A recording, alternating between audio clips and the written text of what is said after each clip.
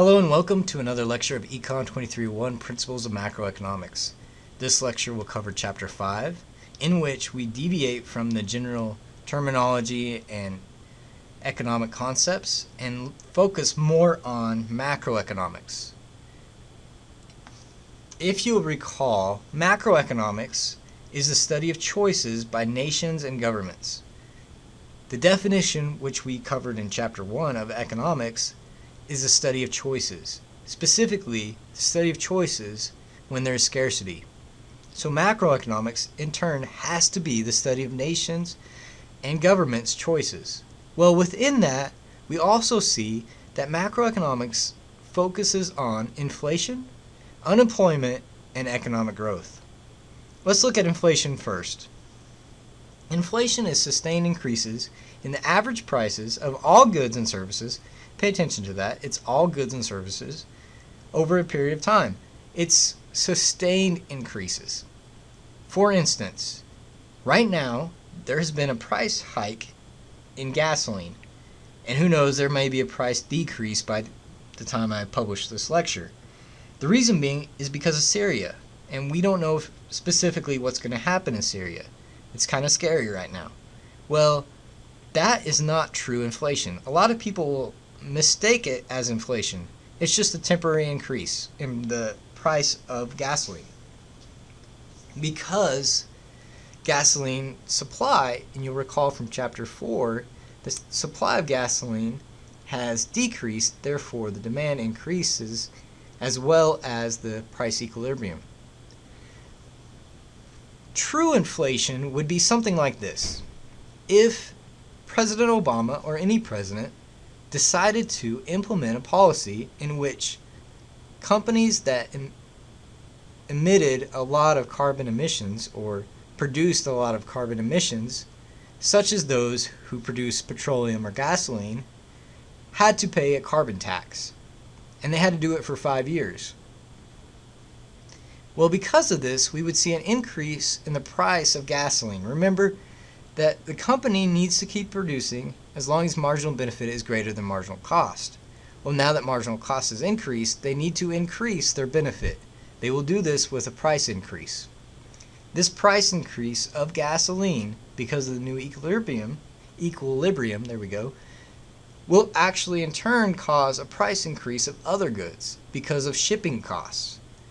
If it costs more to get a hammer to your local hardware store, that hammer is going to cost more. So this would be true inflation. Now's a good point to actually look at the circular flow of production and income. I like to call it the money multiplier, and we will look more closely at the money multiplier in later chapters. But the reason why I like to bring that up now is because of this, and this is how it works. The money multiplier simply states that whenever I buy something, the person that I bought it from in turn will consume something else. And by the time the money gets back to me, it'll be increased. For example, if I get paid to teach a class and I take that salary and go to Taco Bell, whenever I make that purchase, the person behind the register, the cashier, in turn can save up their money because they're getting a wage and go to Walmart and buy a television set. When they buy a television set, the person that is working in the electronics department earns a wage. Now, they can save up their money and decide that they don't want to work at Walmart for that long. And they would like to better themselves. So they decide to take a few hours at the local community college, and they take an economic course from me. Because the demand increased, eventually I will get an increase in salary, or I will definitely have more sustained income as well as a job, career.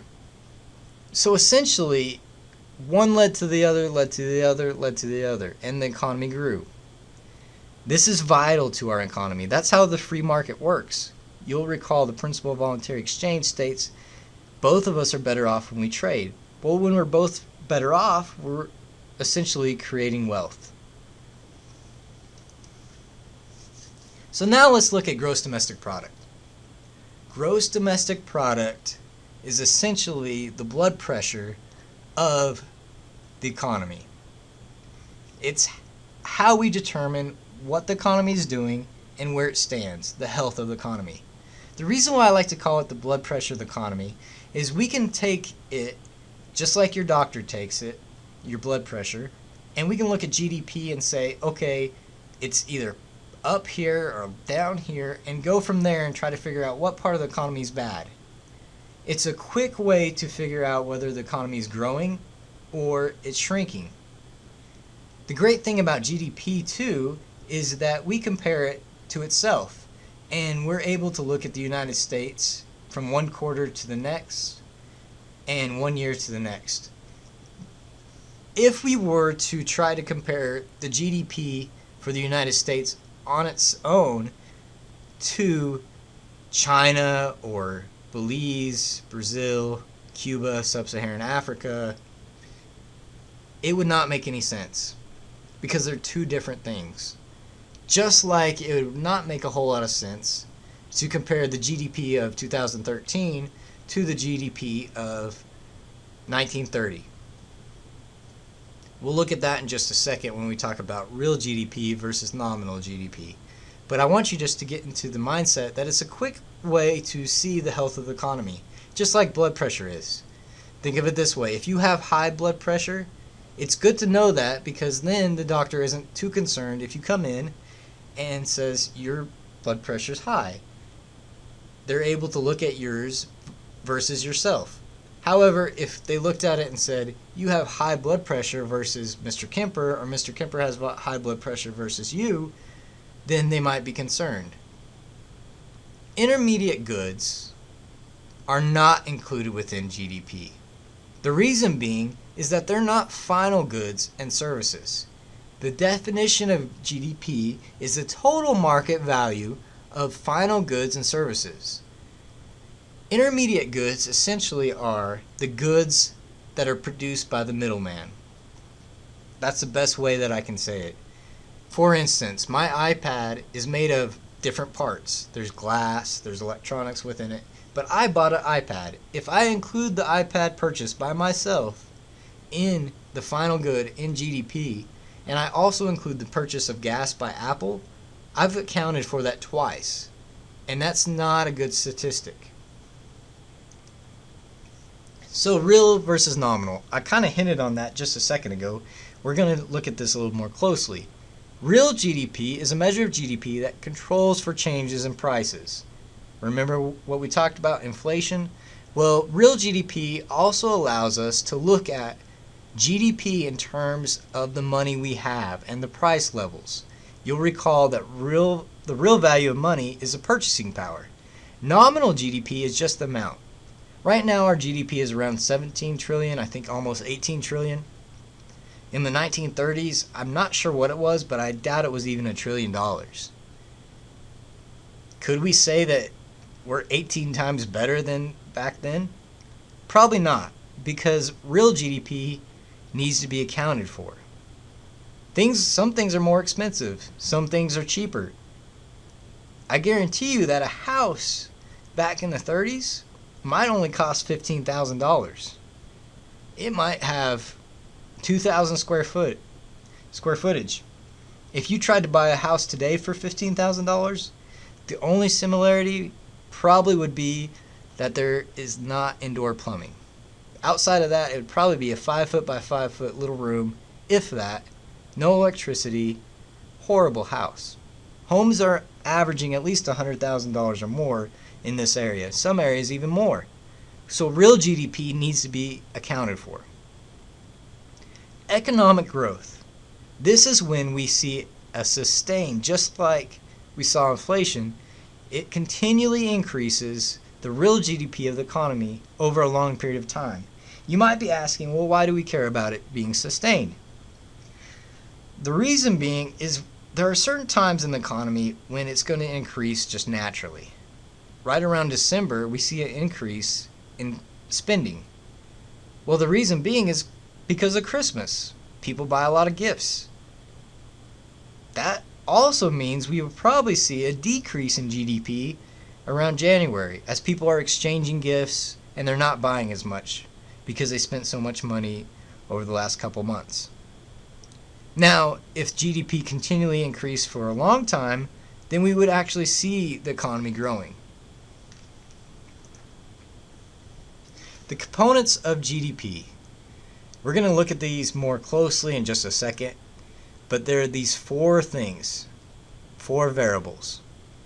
Consumption, these are purchases by the consumer.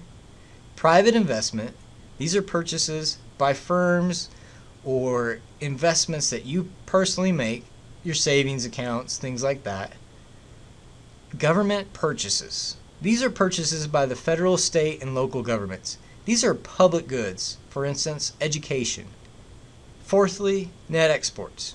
These are exports minus domestic imports. For the United States, we have a trade deficit, so our net exports is actually negative. All right, let's look at these a little more closely.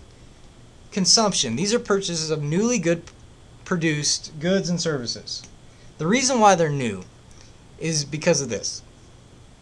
Let's say that I have my iPad, I buy it from Walmart or wherever, and it's included in GDP, and then I decide to sell it on Craigslist.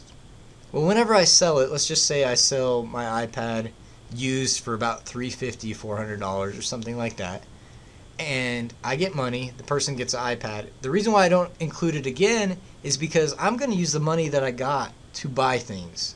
And so if I included me or that person purchasing the iPad and also included the money that I'm going to spend at Taco Bell or buying a TV or whatnot for the money I gained, then I would be counting double. And that doesn't make any sense. Similar to the intermediate goods, we only account for newly produced goods and services, just like we only account for final goods and services. Private investment expenditures. These are newly purchased goods and services by firms. When I invest in a new thing, whether it be in my own factory, I add on to it, things like that, we include it. Now, I'm not going to count a new building every single year because that new building, while I'm still operating in it, I only buy it one time. I'm also not going to count the stocks I buy when I buy them and then I sell them the next year, because essentially all I'm doing is changing money, but I'm not having a gain or a loss. Now, you might be thinking, well, stocks gain and lose. What I'm talking about is just the investment I made. As long as it doesn't change as far as me buying new things, new money into the investment cycle, it doesn't get included. Government purchases. This is a big one. Everybody always talks about government purchases.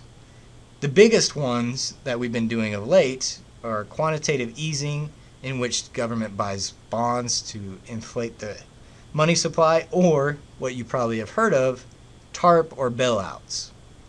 That's essentially when the government spends money that taxpayers have and just puts money into businesses, trying to increase economic production. Government purchases are actually positive, and you're probably thinking, why is this a positive thing? And that seems like a very liberal statement, which it is, but truthfully, it should be positive, no matter what. And the reason being, and we'll look at it here in just a second, is it actually takes away from other things. And that's why it's okay if it's positive. We'll see whether it increases GDP or decreases GDP in just a second. Transfer payments. Payments from governments to individuals that do not correspond to production of goods and services. These are not included in GDP. So what is a transfer payment? That's any time I transfer my money that I've spent in taxes and things like that, tax revenue, whether it be to the IRS or sales tax, to people who didn't contribute. I'm transferring my income to other people who are not contributing. We see this in Medicare, Medicaid, things like that, which we usually call those double negatives. The reason why is they're not contributing in taxes by working, and they're also taking advantage of income or Social Security income, healthcare benefits, etc., unemployment insurance, things like that. We also see double negative with elementary children. What? Yes, we see transfer payments with them. Right now, my child is not working. And he's not going to work probably until 12 or 13, I don't know. Maybe a little bit older. It's good for him. But that's beside the point. What I want to get at is the fact that he probably won't contribute in taxes to his education. However, he's going to go to school for free. Many of you are going to school right now in high school or through federal grants to college for free. You're not contributing to taxes, to the tax revenue. This is a form of transfer payments. Personally, I have actually put through a few people, put them through education from elementary to high school probably in the last 10 years in the city of Plainview and Canyon. I don't have any children. I'm not getting any direct benefit. So why do I do that? Well, the reason being is that by these government purchases, we can help the overall economy. As people gain human capital, they're better members of society. They're also getting higher wages. Those higher wages in turn lead to higher taxes, etc., etc. But that's the way transfer payments work. The whole reason why I told you about public education and it being a transfer payment is more often than not, people only focus on Medicare or Medicaid and unemployment, and they forget that education itself is actually a transfer payment.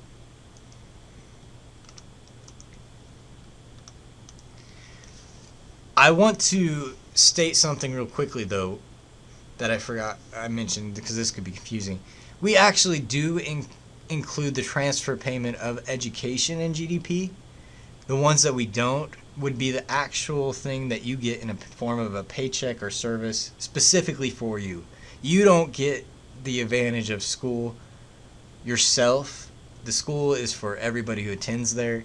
But if you get a Medicare payment or insurance or Social Security income, that's specifically for you. So these transfer payments that we're talking about, these are the ones that are specific payments to individuals. They're not to everybody as a group. And they're not included in GDP. So the final component is net exports. This is pretty simple. It's exports minus imports. We have a trade deficit if there's excess of imports over exports. That's what the United States continually has. We have a trade surplus if we're shipping more things, selling more things to other countries than what we're importing in. Now, quickly, I want to talk about this because there seems to be this fallacy that having a trade deficit is bad. What we're confusing is a budget deficit. Budget deficit can be very problematic. A trade deficit, not as much. The reason being, we can produce a lot of things that we buy ourselves. And if we have a lot of money left over, and we're able to buy things cheap from other countries, it's still okay if we have a trade deficit. Now, if we don't have a lot of money ourselves, like, for instance, Sub-Saharan Africa, we definitely need a trade surplus. We don't have a lot of money to begin with. And as we see countries develop, they lean more toward trade deficits than trade surpluses.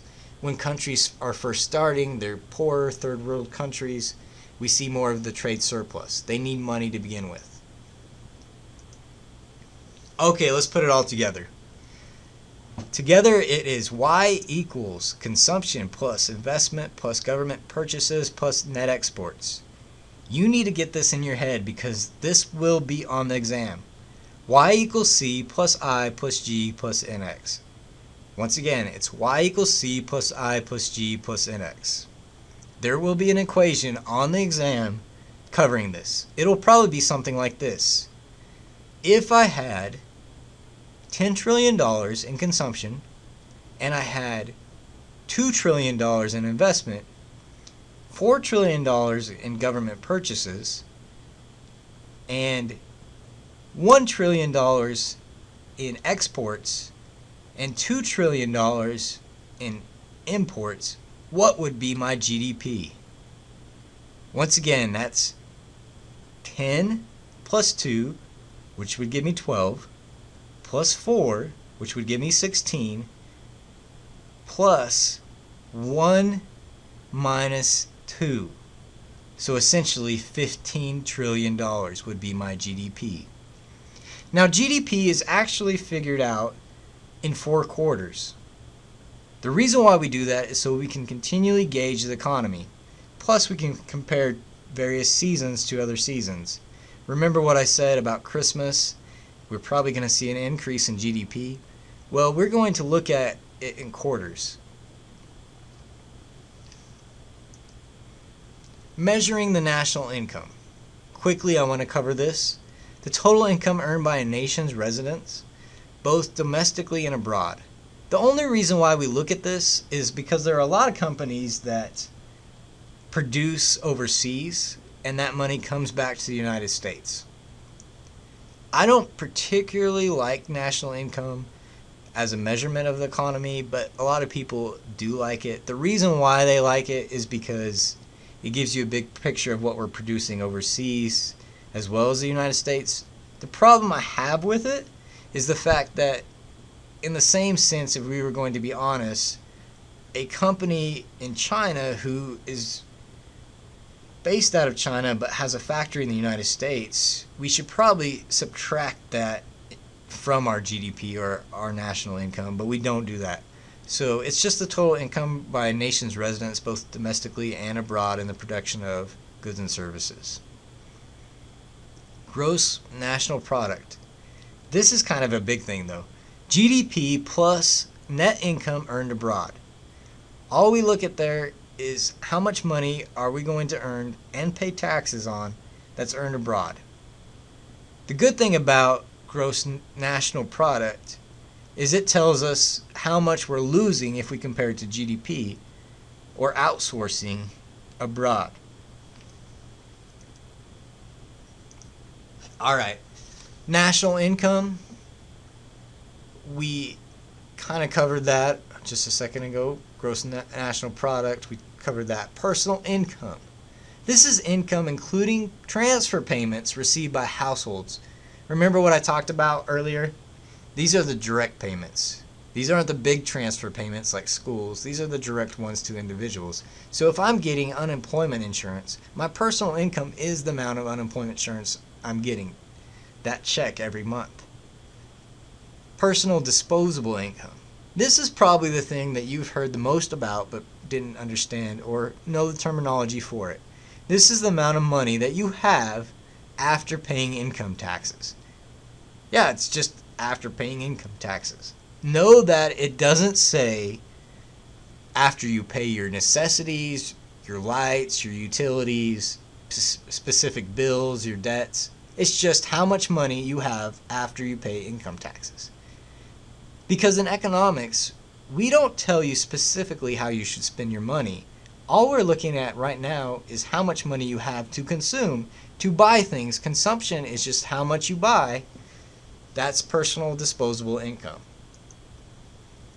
Value added. This is a sum of all income, wages, interest, profits, and rent generated by an organization. The reason why we like to look at the value added by the dollar of the firm's sales minus the dollar value of goods and services purchased from other firms is because we can see how we have a money multiplier existing, how we see different businesses growing, and how they're hiring more people or producing more or adding to the local economy. You won't need to figure this out.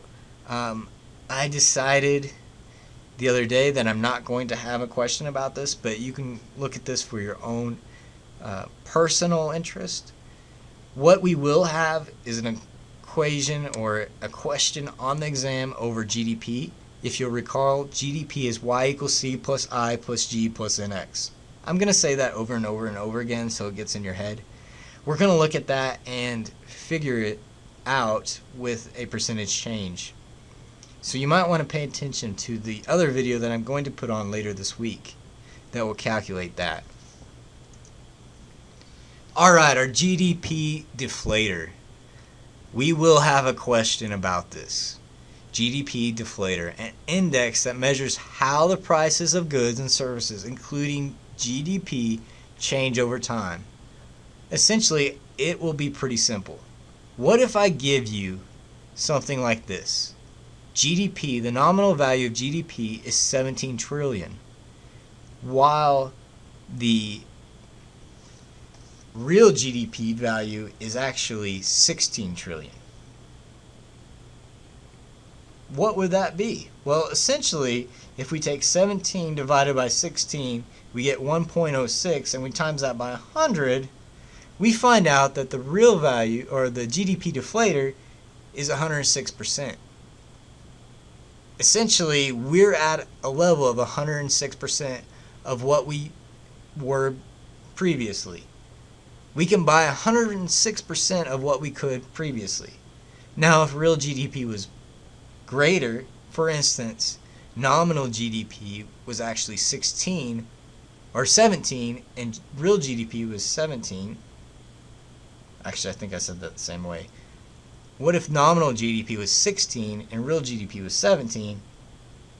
We would see 0.94, and we times that by 100, we would get 94%. That means we can only buy 94% of the stuff that we could previously.